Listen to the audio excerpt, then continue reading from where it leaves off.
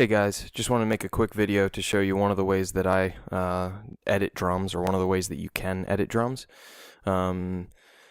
Usually, especially in like the metal genre of things, you really want the performance to be as close to on the grid as you possibly can.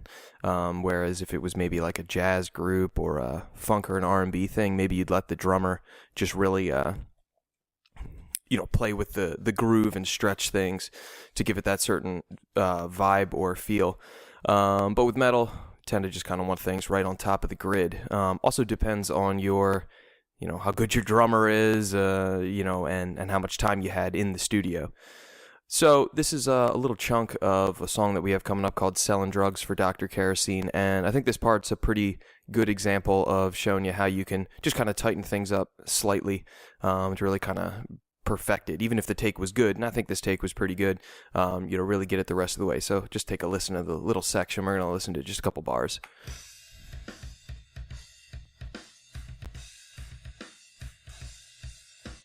So it's pretty good.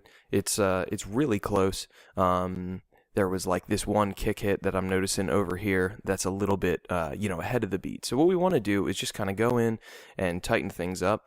Usually I feel like when you start editing drums, it's kind of like an all or nothing thing. Unless there's just very specifically one teeny little thing you want to fix.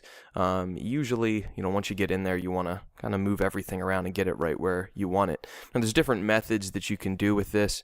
I like to do them, well, I'll show you what I mean. I like to do the one where I just make all the cuts and I can visually see exactly where everything is gone. So right now on my grid, I have 6 tuplets popping up.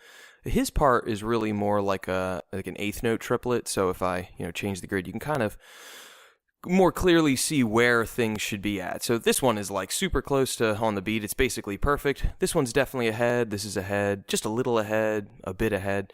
So all you want to do is pull up some scissors, turn off the grid so that you can make a free cut, and then I just cut at the very beginning of each transient.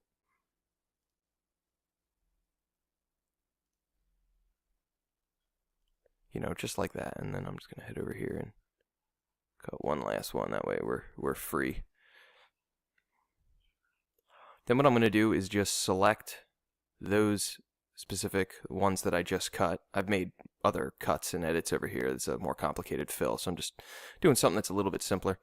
And then I'm going to go to the Quantize window. I've got triplets going on. I have it set to 6 tuplets, but I could really turn it to eighths at this point, but whatever.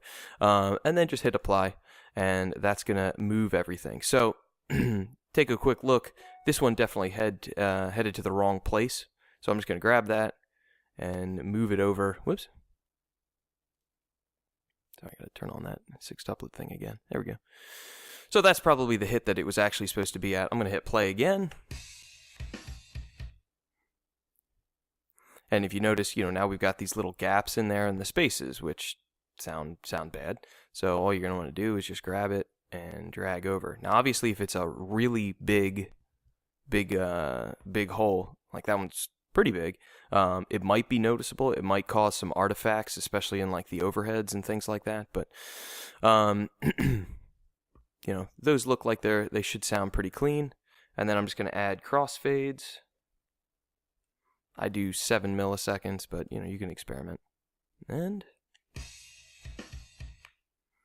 that just tightened it up, made it that just a little bit tighter on the grid to really match the guitars.